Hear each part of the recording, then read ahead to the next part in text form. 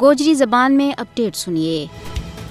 بھارتی فوجی اور بدنام زمانہ تحقیقاتی ایجنسی آزادی کی آواز نہ چپ کراؤن کے واسطے مقبوضہ جموں کشمیر کے اندر بڑا پیمانہ کے اوپر چھاپاں کے دوران کشمیریاں گرفتار کر رہی ہیں۔ مقبوضہ جموں کشمیر میں گرفتاریاں کو مقصد آزادی پسند کشمیریاں خوف زدہ کرنا ہے، انہاں دبانا ہے، انہاں اپنی تحریک تے دور رکھنا ہے۔ لہٰذا تازہ گرفتاریاں کا سلسلہ میں بھارتی فوجیاں نے مقبوضہ جموں کشمیر کے بچ بڑا پیمانہ کے اوپر جھوٹا کیساں کے دوران کئی سارا کشمیری نوجواناں گرفتار کر لیا ہے۔ مقبوضہ جموں کشمیر میں لوکاں کی منمانی گرفتاری کے واسطے کالا قوانین UAPA کو بے دریغ استعمال کیو جا رہی ہے۔ بھارت کشمیریوں کی غیر قانونی حراست نہ اور زیادہ لمو کرن کے واسطے ان سخت قوانین کو بے دریغ استعمال کر رہی ہے۔ بھارت عام کشمیریاں نہ حراست میں لیون کے واسطے انسداد دہشت گردی کا قوانین کو استعمال کر رہی ہے۔ کشمیریوں کا آزادی کا جذبات نہ دباؤن کے واسطے بھارت کو ظالمانہ رویہ 5 اگست 2019 دے